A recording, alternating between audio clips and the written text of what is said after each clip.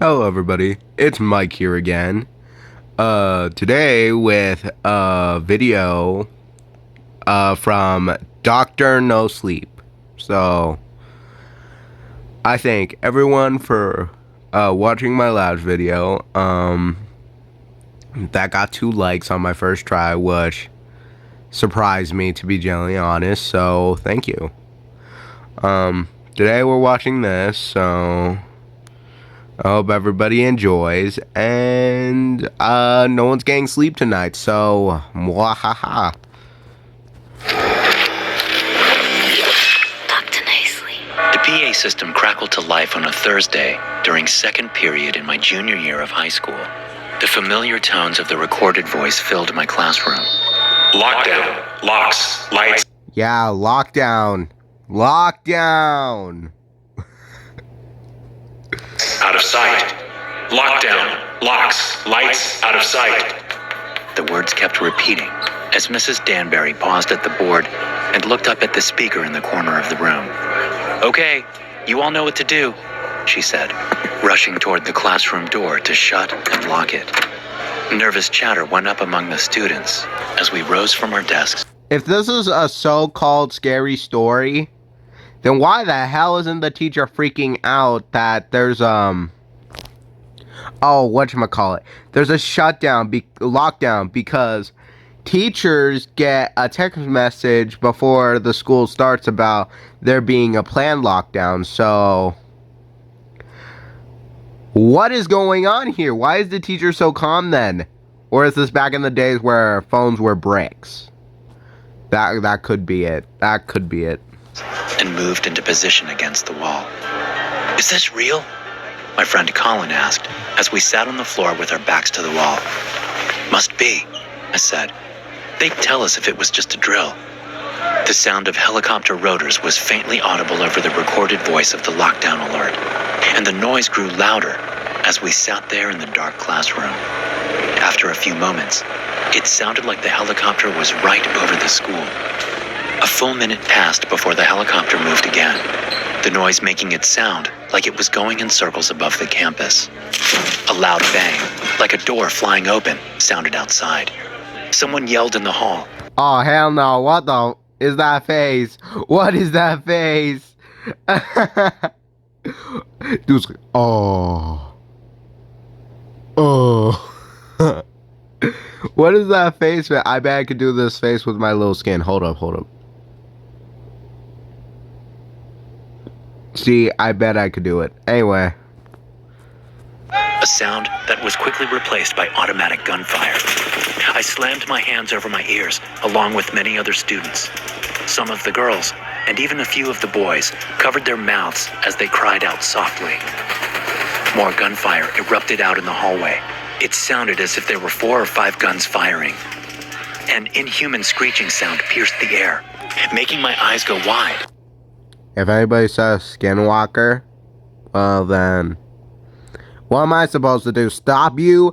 Ha! You think I can spawn through your TV screens? Nah. So I'm just gonna sit here and be like, if you type Skinwalker, then I don't care anymore. I looked over at Mrs. Danbury, whose face was drained of all color. She was the nearest to the door, the nearest to whatever the hell was going on in the hallway. The gunfire stopped, and I heard a man shout and then scream. His wail of pain stopped abruptly with a loud, crashing bang. I didn't have to see it to know that he'd been thrown into the lockers lining the hallway. The metallic bang was enough to tell me that. More gunfire sounded outside, and then more screaming. Then there was silence. For several seconds, we all listened hard for anything outside. The recorded voice was still going, and the helicopter was still faintly audible. The sound of running footsteps suddenly came to us from the hall. The footsteps stopped abruptly, and a terrible scream erupted just before the door to our classroom smashed in. A SWAT officer flew backward into the room and slammed into Mrs. Danbury's desk, which slid several feet from the impact. Cries of fear came from the students around me as they saw the soldier was missing. Ha! Ha! If that happened in my classroom, oh hell no, I'm jumping through the window. See you losers, I'm out. Ha, you can deal with a freaking shooter, I'm out of here. All of you are being sacrificed. First kid getting shoved down the way. I'm out of here. I might not be a hero, but I might not be a hero, but I know how to survive. It's called sacrificing the nearest person and then running for it. An arm. He'd hit the desk with his mid-back and had come to rest at an angle that told us his spine was broken. Once the soldier came to rest, there was only silence from the hall. It went on for long enough that I was starting to think the danger had passed. Mrs. Danbury apparently thought the same thing, because she crawled. Why would you think it would be safe? If it was silent, there would be officers coming in to check on everybody. And the speaker system would be saying, "Oh, everything's okay now." But no. Toward the doorway where the smashed door was hanging open. I don't And then she dies. know what she was trying to do, but as soon as I saw her move toward the doorway, I wanted to tell her to stop. Still, I made no sound for fear of attracting whatever was outside, if there was anything there at all. She peeked her head around the door jamb to peer into the hall. Her left hand came up to her mouth, as if trying to keep herself from getting sick. She stood up and turned around to face us. "Okay, we need to move to another classroom," she said. "The hall looks..." A long, blistered, red and black arm with a claw-like hand darted down from the ceiling outside the doorway and grabbed Mrs. Danbury by the neck, stopping her words. It yanked her out of the classroom before any of us knew what was happening. We heard a scream and a thump from outside. Then Mrs. Danbury appeared in the doorway again, only she didn't have any arms. Blood spewed from her massive wounds as she stepped into the room, looking back over her shoulder with a dazed look on her face. What she saw there snapped her out of it, and she started running toward the wall of windows opposite the doorway.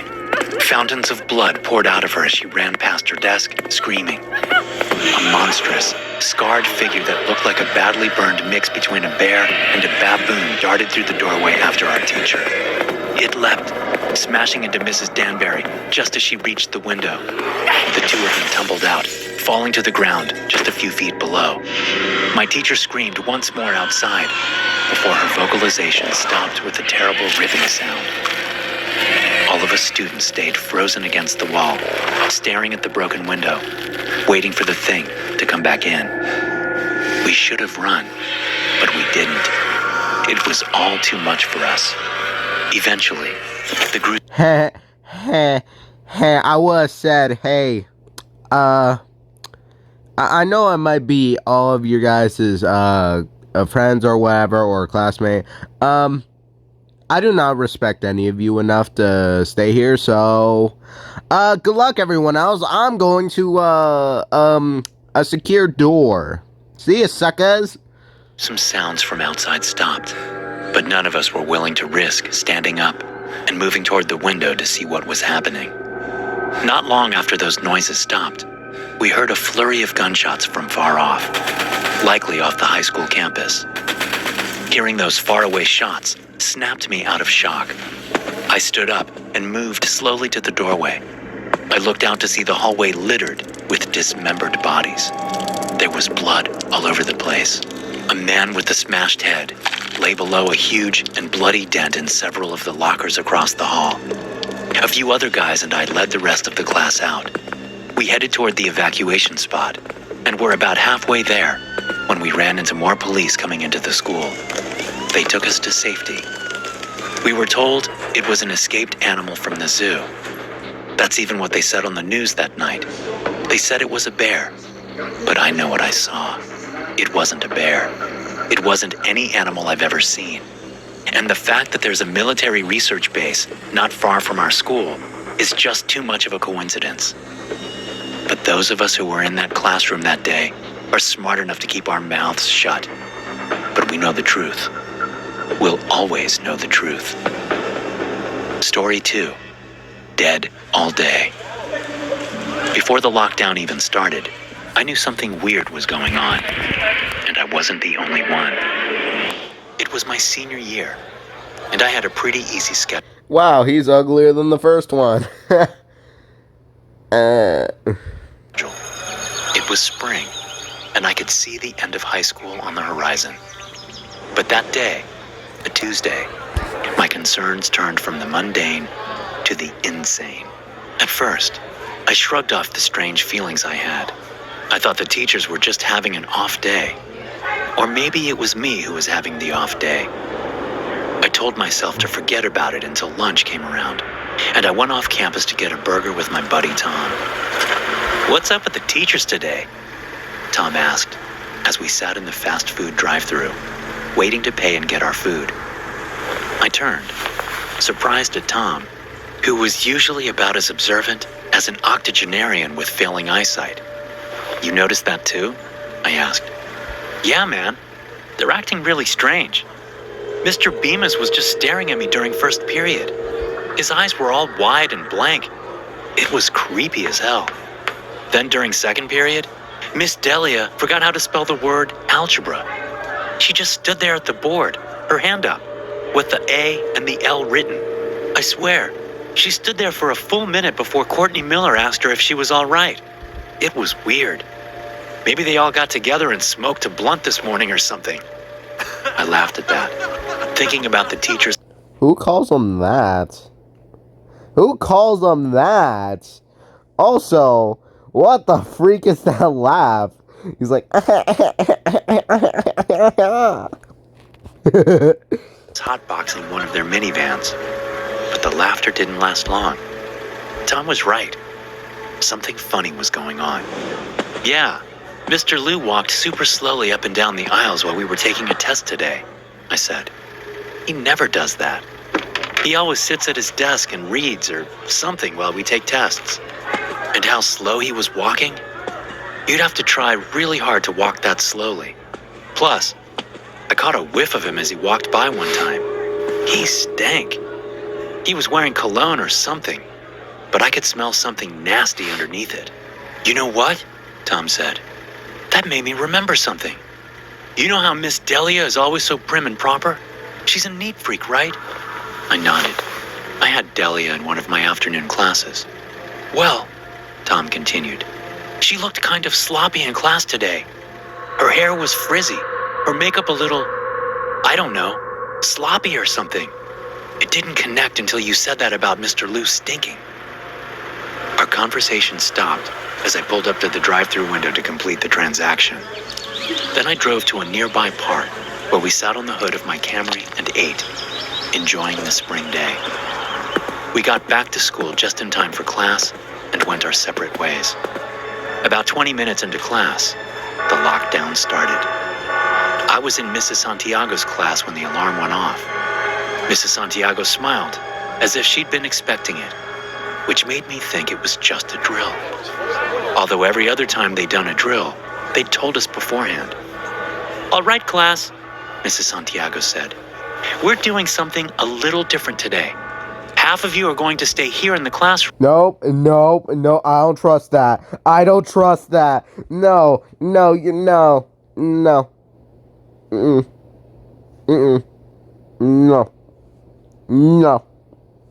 I banish thee. No. Like a normal lockdown drill. The other half will follow me to another location. It's something new. We're trying to see how it works. I looked around, furrowing my brow. I didn't see the logic in it. Why would half of us leave the classroom to go somewhere else if there was a threat out there? A few other kids in the class seemed to share my concern, but most of them didn't care. They were simply willing to do what the teacher said. I waited for more information from Mrs. Santiago, but she didn't do anything for several minutes. After turning the lights off and locking the door, she just stood at the front of the classroom, hands clasped behind her back, looking at us with a small smile on her lips. Finally, just when I was about to ask her what was going on, she split the class in half down the middle, telling those of us on the left side to come with her, and those on the right to stay in the classroom. I stood and lined up with the other kids on the left, while those on the right got against the wall. We followed Mrs. Santiago out of the classroom, taking a right. I was 3 kids behind her, peering around them to watch her, thinking about the strange ways teachers had been acting. She was in her... Okay, guys, I am back. I apologize for that. So my phone overheated and I had to reset. So this is where we're gonna start off again. I am so sorry. My bad. Right, to stay in the classroom. I stood and lined up with the other kids on the left, while those on the right got against the wall. We followed Mrs. Santiago out of the classroom, taking a right. I was 3 kids behind her, peering around them to watch her, thinking about the strange ways teachers had been acting. She was in her 50s, with hair that had mostly gone from black to gray. She wore a floral print dress with frilly short sleeves. As we walked down the hall, I saw a drop of blood crawl down the back of her arm from under the sleeve. It stopped just above her elbow. A bad feeling seated itself in my stomach as we reached the doors to the gym. Mrs. Santiago stepped aside and opened one of them to usher us inside. It was dark inside the gym because all the lights were off. As soon as I walked through the door, I stepped aside while the other kids walked past me into the darkness. I could hear some of them murmuring. They knew something was wrong. One of the students pulled out a phone and turned on the flashlight. The illumination revealed other people in the gym. Teachers, just standing there in the dark on either side of the doors, making a wide corridor in which the students now stood. There must have been a dozen of them, and as the flashlight came on, they moved in on the students. Screams bounced around the gym as the teachers attacked the students with knives and cleavers from the school kitchen. The sickening sound of metal-piercing flesh and blood spilling to the glossy gym floor unleashed a deep fear inside me. Since I'd stepped aside to the wall when I'd entered the gym, I was still in the dark. I stumbled back toward the door, watching in abject horror as knives plunged into my fellow students. Clammy, cold hands grabbed my shoulders. I panicked, throwing an elbow behind me and connecting with what felt like a nose and mouth. The hands came off of me as I turned around, seeing Mrs. Santiago standing there staring at me, her mouth split open and her nose bleeding. I shoved past her in the doorway, trying to get away from the gym, but she grabbed my left arm with her right hand. At 18, I was much bigger and stronger than her. I shoved her as hard as I could. Something ripped, and she fell back against the gym door. But her hand still gripped my left arm above the elbow. I scrambled, pulling at her severed arm, ripping it off of me and throwing it at her feet. I ran, looking back over my shoulder as Mrs. Santiago stood there, seemingly unaware that she'd just had her arm removed, staring at me as I sprinted down the hallway. I ran for the nearest exit through the empty hallways, past dark classrooms. The lockdown alarm was still blaring, but I barely noticed it. The sound of my heart beating seemed louder than any alarm could ever be. I slowed as I passed Tom's classroom, clarity coming into my thoughts. I wanted to run out, but thinking of Tom and my other friends made me think of all the students that would be in danger if I just ran away. I approached Tom's classroom slowly, glancing through the slender window into the dark room. I thought I had seen Tom's 5th period teacher, Mr. Pelham, in the gym. So when I didn't see anyone in the classroom, I banged on the door. "Tom," I whispered loudly at the door between bangs. "Tom, it's me, Nate," I said. Tom appeared out of the darkness. "Nate," he said through the closed door. "What are you doing? It's lockdown, man." "Where's your teacher?" I said. "I don't know. He left like 5 minutes ago. Told us to stay put." "Open the door. We've got to go," I said. "The teachers, they're killing people." "What?" Tom said, smiling. "Don't mess with me, man. This is serious." I stepped back from the door and glanced both ways down the hall. I didn't see anyone. "I am serious," I said. "Everyone needs to leave. Come on." Tom reached for the door handle, but a voice from inside the classroom stopped him. I couldn't hear exactly what they said, but Tom's response gave me a clue. "I know we're not supposed to open the door," Tom said, "but this is Nate. He's no school shooter." Tom opened the door and let me inside. I closed it behind me and looked into the darkness at the students sitting against the wall. "We need to go," I told them. "Now. Something is seriously wrong." We're supposed to stay here. One girl whose name I didn't know said, "That's what the drills are all about, remember?" "I'm telling you," I said, "the drills didn't have this in mind. It's the teachers. I watched them kill some of my classmates. There's something wrong with them. Haven't you noticed anything strange today?" I could see in their eyes that many of the students had noticed, but none of them moved. "All right, fine," I said. "I'll go get help. Tom, you gonna stay here or come with me?" "I'm with you, man," Tom said, looking scared. "Okay," I said to him. Then I turned to the other students. "Someone call 911 if you haven't already." "We have," someone said. "They have police on the way. Lock the door behind us," Tom said to the nearest student as we turned to the door. It was tempting to hunker down and wait for the cops to show up. But seeing what I'd seen, there was no way I could do it. The teachers had keys to the classrooms after all. We'd be sitting ducks. I checked the hall before stepping out. Tom followed, shutting the door softly behind us. We booked it to the nearest exit and pushed on the metal bars to open the doors. They came open a few inches and stopped, the telltale rattle of chains coming from the outside.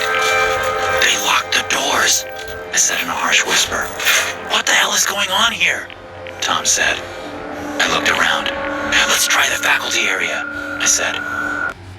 How about this? Let's make this all easier. Murder yourselves. Because this is obviously not doing well at all. First off, the cops, how the hell are they not here already, if they've been called? How can you trust anything that anyone says, when the straight up teachers that are supposed to be protecting you are demons? Noticing that we were near the admin offices. "Maybe they left one of those unlocked." Tom nodded. We moved cautiously through the halls toward admin, listening hard and keeping our eyes peeled. We ducked through the doors denoting the faculty area and saw a flickering orange light coming from the teacher's lounge. The door was closed, but, like most of the doors in the school, it had a thin rectangular window off-center through which the flickering light shone. I crept up to the door with Tom behind me. Taking a deep breath, I looked through the window. I saw a figure in the middle of the room staring right at me. I pulled my head back down. "What?" Tom said. "There's someone in there," I said, then stopped. The image of the figure in the room took a moment to solidify in my mind. I stuck my head up again and looked through the window. The vice principal, a man named Ben Sheridan, was floating in the middle of the room, his legs and arms outstretched to make an X with his body. He was naked, and there was a short wooden spear jammed through his chest. The orange light was coming out of his eyes, nostrils, and wide open mouth, flickering as if from an inner fire. There were also red glowing words and symbols written on the floors and walls of the lounge, pulsating in time with the brighter light coming out of Sheridan's face. He floated just above a glowing circle on the floor, the edges of which were surrounded by strange symbols and words. I couldn't read any of the words because they were in another language, but the symbols looked like they'd been taken right out of a horror movie. "How is this happening?" Tom said, and I realized he was standing behind me, looking over my head through the window. He sounded on the verge of tears. "This isn't supposed to happen," he continued. "This isn't possible." "We need to get out of here," I said. "Now." We moved past the vice principal's office and the principal's office, and past the admin office to the doors used by the faculty. I pushed on one of the doors, my hope disappearing as it, too, only opened partially before it was stopped by exterior chains. "The principal's office," I said. "Maybe the window's open, or we can break one." Tom nodded, following along, wringing his hands. As soon as we got into the office, I could tell that the windows weren't designed to open. I started looking around for something heavy I could use to break one of the windows. I located a heavy teaching award on the desk and picked it up. It was the shape of an apple attached to a wooden base. It weighed maybe 10 pounds. I glanced down at the desk plotter, noticing that it was a calendar. I looked at yesterday's date, reading a note there. Faculty meeting, 5:30 p.m. Something fell together in my mind. I was about to tell Tom about it when he spoke. "Someone's coming," he said in a harsh whisper. We ducked behind the principal's desk as a figure moved through the hall outside the office. I heard the door to the office open, and I clutched the award in my sweaty hands, mentally preparing myself to use it. Nate Oshman? A woman's voice said. Is that you? I stood up quickly, holding the heavy award over my head. It was Christina Henry, a pretty 20-something art teacher I'd had my junior year. We need to get out of here, she said, holding up her hands. I don't know what's happening with the other teachers, but they're killing students. Yeah, no I said. Tom stood up, eyeing Christina nervously. She looked normal, and she sounded genuinely scared, but I wasn't about to let her near me. Were you at the meeting yesterday? I asked her, taking a shot in the dark. She looked at me with open curiosity. The meeting? What are you talking about? Why is that important? Because I'm guessing that's the last time all the teachers were together in one room, I said. Whatever happened to them, someone did it on purpose. You walked past the teacher's lounge. You must have seen it. I was sick yesterday, Christina said, apparently seeing the logic in my thinking. I missed it. Now, can we please get out of here? Whoever chained up the doors had to be able to get back in here somehow. I have a key to all the exterior doors. We can find the one and get out of here. I glanced at Tom, who looked at me with wide eyes, which he shifted down toward the desk. He was trying to tell me something. Let me think, I said to Christina, then looked down at the desk. Tom leaned down and put his hand on top of a clipboard on the desk. I glanced at it, seeing it was a list of names, teachers' names. At the top of the sheet, it read, faculty attendance. And right next to Tom's index finger was the name Christina Henry. Next to her name, a check mark. I looked back up to see that she had a gun in her hand. I like you guys, she said, dropping the scared tone. I really would have let you go. You're both respectful students. You're not disruptive. I really wish you would have believed me. She raised the gun. I threw the heavy award at her, ducking as I did so. She fired the gun, but missed as she dodged out of the way of the teacher's award. Tom dove over the desk and tackled Christina, slamming her against the wall. They both fell in a tangle on the ground. Tom scrambled on top of her. She brought the gun up, but Tom caught her wrist with his left hand. With his right, he reached out and grabbed the award, then slammed it down on her face once. That was all it took. Seeing what he'd done, he clambered off of her, as if she were hot to the touch. I stepped over to her and felt her pockets for the keys she spoke of. I found them and darted out of the office. Where are you going? Tom cried. We need to stop this, I said over my shoulder. I froze when we got into the hall. I could see through the doors to the faculty area that the hall was filled with teachers. They all had sharp implements in their hands, and they were all coated in blood. They stared at me blankly as they hurried down the hall. I ran toward them, stopping at the teacher's lounge. The doors to the faculty area were about 15 yards to my right. The teachers were 5 yards beyond that. I tried the knob to the teacher's lounge door, unsurprised to find it locked. Trying to calm my shaking hands, I fiddled with the keys, trying 2 of them before the doors opened to my right. I had time for 3 more out of the dozen on the key ring. To my left, Tom came out of the principal's office. Oh, man, he said, looking at the dead-eyed teachers bearing down on me. Run, Nate, he cried. I slid a key into the knob and turned it, amazed to find that it actually worked. I'd found the key. I stepped into the room and picked up a chair from the wall, just as the teachers crowded the doorway behind me. I stood outside the glowing circle on the ground and used the chair to shove the floating vice principal. I had to put all my strength into it, but it worked. As soon as he reached the opposite edge of the circle, he fell to the ground.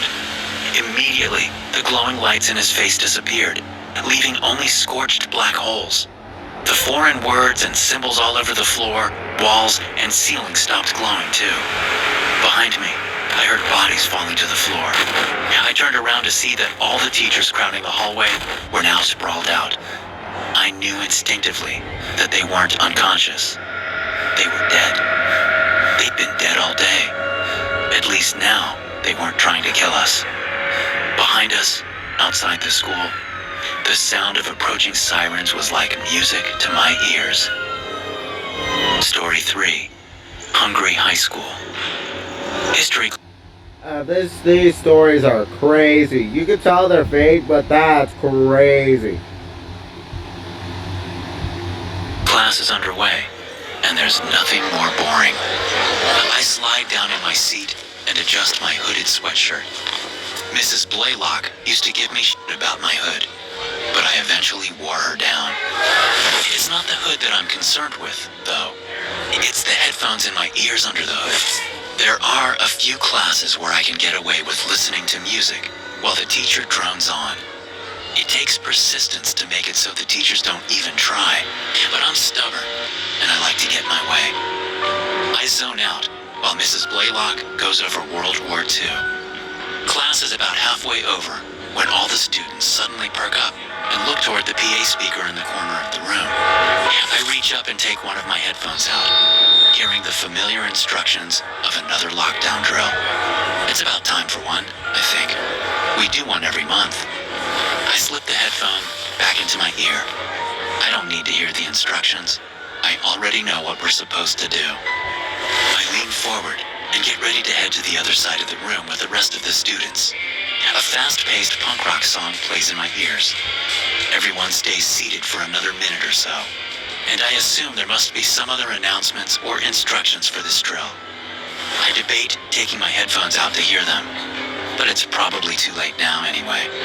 I'll just follow the lead of the other students. Mrs. Blaylock is standing in the front of the room, looking like she's asleep with her eyes open. I know the feeling. The students all stand up at the same time, a synchronized movement that gives me chills. I stand up too. Shrugging it off is a coincidence. I take a couple of steps forward to head to the wall, but none of the other students are moving. I look over at Jared, who is the only kid in class I can really stand, and see that he's standing up, just staring ahead. What the hell is going on?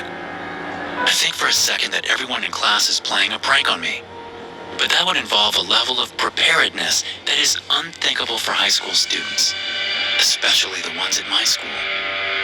The song I'm listening to ends, and there's a moment of silence before the next one begins. A strange, repetitive sound comes dully through my headphones, and I feel my mind slipping away like I'm about to fall asleep. But it's not pleasant, like drifting off after a long day. It's downright scary, like my consciousness is being ripped away from me. The next song starts, and I snap out of it, coming back to my body. What in the actual I look up at the PA. There's nowhere else that sound could come from. I pull out my phone and open Spotify. I go into advanced settings and select the crossfade songs option, so there won't be any silence between songs. I put my phone back in my pocket and turn my head. The girl that sits behind Jared, her name's Amy, is sucking on Jared's neck. It only takes me a moment to realize she's not really sucking on his neck. She's biting it. She pulls away with a mouthful of flesh, and blood sprays out of Jared's neck, coating Amy's face as she chews contentedly. Jared doesn't seem to notice. He steps forward to Hector, the student ahead of him. Jared raises Hector's arm, then takes a big bite out of it. Hands come at me from both sides, and I turn to see dead-eyed students grabbing at me, their mouths watering. I shove them back and rush to the front of the room. I head straight for the door, looking over my shoulder to see that all the students in the classroom are now eating each other. Bloody mouths chew, wounds spill blood. All of them look dumb. Like, even if this so-called story, it's just dumb. Like, look at that dude! What is that cross-eyed look? He's like foaming at the freaking mouth. Oh, hell no. And glazed eyes stare at nothing. Mrs. Blaylock steps toward me with that same blank yet hungry look on her face. I turn, running into the hall, and slam right into the gym teacher, Mr. Hardiman. He grabs me by the shoulders and ducks his head forward to take a bite out of me. I snap my head forward, butting him in the nose. We stumble away from each other. I grip my forehead, wondering how people do that in the movies without getting hurt. I've got a serious headache, but it pales in comparison to the threat of being eaten by Mr. Hardiman. He reaches toward me again, but I duck him and run down the hall. Punk punk rock plays in my headphones, and I suddenly feel like I'm in a movie with a kick-ass soundtrack. But a glance into a classroom I'm passing reminds me that this is no movie. This is really happening. Everyone has turned to zombies, and they're eating each other. I keep running, heading to the front office. I slide to a stop outside the office door, looking through the window. I don't see anyone in the office area. I don't know exactly where the PA system is located, but I assume it must be somewhere beyond that office door in the faculty area. I push through the door and come to the reception desk that's usually manned by Miss Kelly, the administrative assistant. I rush around the desk and trip over someone, or two someones. I realize as I look behind me where I am on the floor. Miss Kelly, once busy eating Principal Daly, now sets her sights on me. She grabs my left leg, while Principal Daly, who is so badly eaten I thought he was dead, sits up from the floor and reaches out for me. I yell and kick and scramble away, ducking into the first office I see. As soon as I stand up in the office, I'm knocked down again as someone in dark clothing runs into me. We both fall to the floor, and I'm ready to fend off a hungry mouth, but the figure clambers up and runs out the door. I look around the office and see the PA system built into the wall next to the desk. The microphone is bent down to a small digital recording device on the desk. I see that someone has taped the transmit button down. I rip the tape off and hit stop on the digital recorder. I pull out my phone and turn down the volume a little, ready to turn it back up if I hear that weird noise again. But I don't. So I turn my music down some more, and then I turn it off. I hear a high-pitched sound start up, which sends my heart skipping and almost has me pushing play on my phone again. But I recognize the noise. It's the sound of hundreds of people screaming. I step out to the office door and see Miss Kelly and Principal Daly looking at their wounds, screaming. Principal Daly passes out as I stand there, unsure what to do. Miss Kelly looks up at me, tears streaming down her blood-smeared cheeks. "What happened?" she screams. "Help me!" All across the school, students and teachers are pouring out of the classrooms, bloody and missing pieces, screaming in confusion. I can hear them. I step back into the office where the PA is and shut the door for a little quiet. I call 911 and tell them there's been a terrible incident during a lockdown drill. I tell them to send all the medical personnel they can. The lady asks me how many people are injured. "All of them," I say. Once the call is done, I lean over, depress the transmit button on the PA, and tell everyone that help is on the way. I can still hear the screaming. I look down at my phone again, debating. Making a decision, I turn my music back on, crank the volume, and go looking for a first aid kit. Thankful that I can no longer hear the screaming. I don't know who it was that set this whole thing up. I don't know how it's even possible. But I do know one thing. I'm never going anywhere without my headphones ever again. Thank you, everybody, for watching this video, if any of you even watch it to begin with. I'm Outside Studio. Thank you for watching. See you next time, and if you enjoyed this video, leave a like, and if you want to see more content, then please subscribe and hit that bell button, because I am useless. Anyway, until next time, bye.